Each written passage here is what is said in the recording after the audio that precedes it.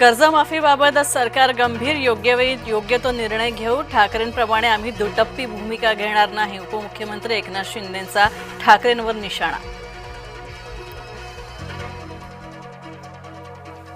शेतकऱ्यांनी गिरीश महाजन यांचा ताफा अडवण्याचा केला प्रयत्न. तात्काळ मदत करण्याची शेतकऱ्यांची मागणी. प्रशासनाकडून मदत मिळवून देण्याचं महाजनांना आश्वासन.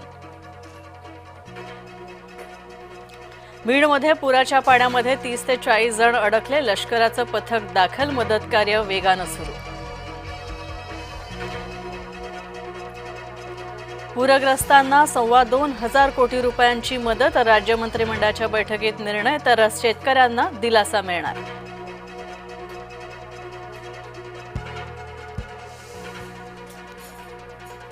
मुख्यमंत्री स्वतः पूरग्रस्त भागाचा करणार दौरा. दुष्काळाचं राजकारण करण्याची काहींना वाईट सवय. फडणवीसांचा उद्धव ठाकरेंना टोला.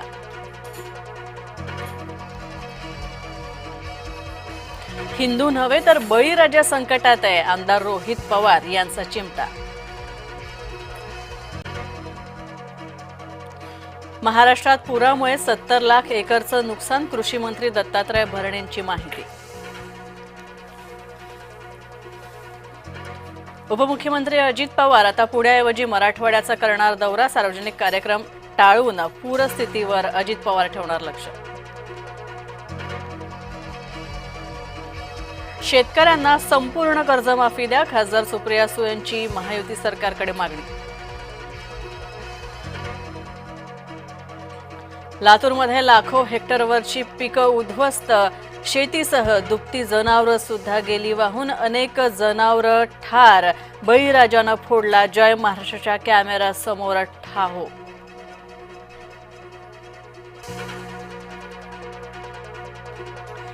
मंत्री पंकजा मुंडे बीडच्या पूरस्थितीचा आढावा घेणार. नागरिकांना सतर्क राहण्याचे मुंडे यांचं आवाहन. मराठवाड्यामध्ये पुराची स्थिती भीषण.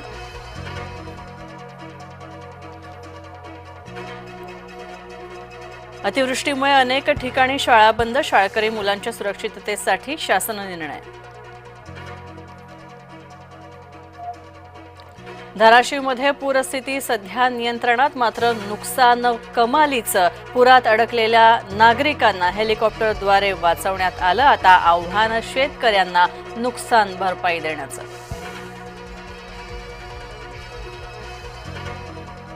नाशिकमध्ये संततधार पाऊस सुरूच. नांदूर मध्यमेश्वर धरणातून जोरदार पाण्याचा विसर्ग सुरू. गंगापूर, दारणा, भावली धरणांचेही उघडले दरवाजे. पंतप्रधान नरेंद्र मोदींची खिल्ली उडवल्याचं प्रकरण. भाजप कार्यकर्त्यांनी घडवली अद्दल. डोंबिवलीमध्ये काँग्रेस नेते मामा पगारे यांना नेसवली साडी.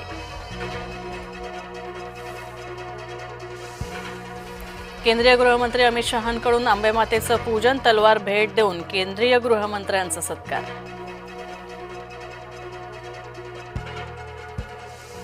ओला, उबर चालक आता आकारणार सरकार मान्य शुल्क. चालकांनी अधिक शुल्क आकारल्यास कंपन्यांवर होणार कारवाई.